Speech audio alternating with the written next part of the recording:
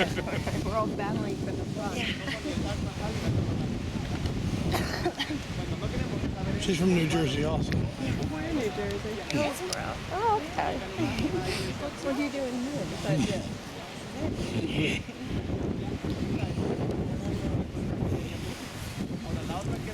This is a wonderful view overlooking the Valley of the Roman Forum.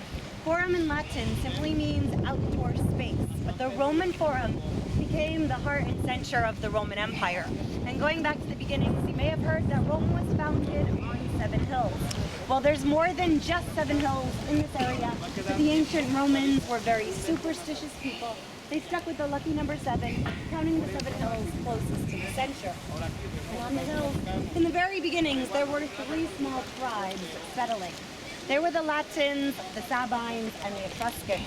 And they hardly ever came down off of their hills into the valleys because the valleys were very swampy, marshy land from the Tiber River continuously flooding.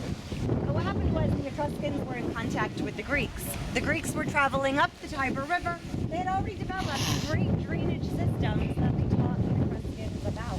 And in 616 BC, they built a giant drain underneath this valley, draining it into the Tiber River, enabling the people to finally start coming down off of the hills into the valley, and they started communicating.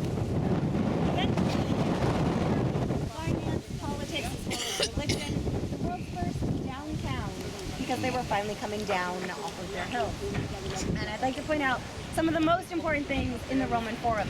First of all, the road that you'll be able to walk along is the oldest road in Rome. It's called the Via Sacra,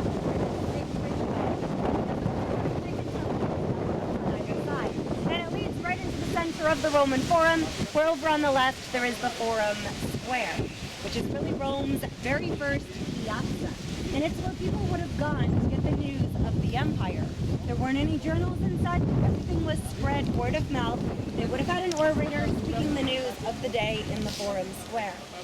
And before the Colosseum was built, they would have been having gladiatorial battles in the Forum Square, as well as public executions.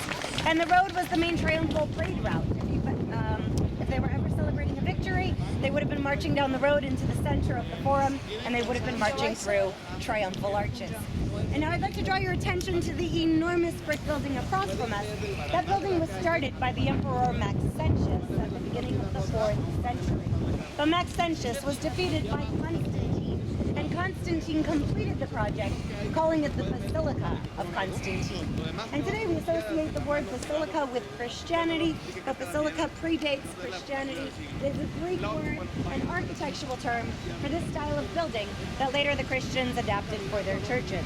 Michelangelo studied this basilica when he was designing parts of St. Peter's Basilica.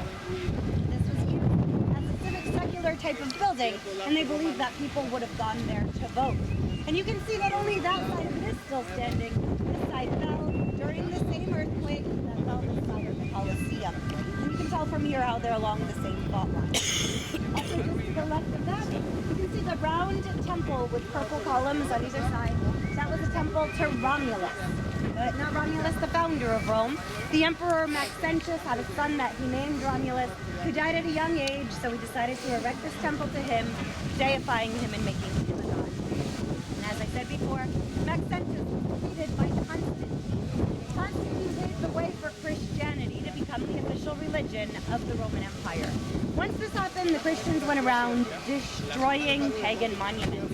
So it's quite amazing that a pagan temple such as this is still standing in such great shape today. But if you look at the very top of it, you'll see there is a cross. It was turned into a church, and this is the only reason that a pagan temple is standing in such great shape. To the left of that, you can see another church, which has been built inside of a temple. The temple was built there in the middle of the 2nd century by a very good emperor. His name was Antoninus Pius. He dedicated this grand temple right in the center of the Roman Forum to his wife Faustina. And then 20 years later, when he died, the temple was also dedicated to him. But after the fall of the empire, the large drain underneath this valley fell into disuse because no one around was maintaining it. And then with the Tiber River constantly flooding into the valley, over the centuries, the ground level rose. In the 1600s, the ground level of the Roman Forum was a third of the way up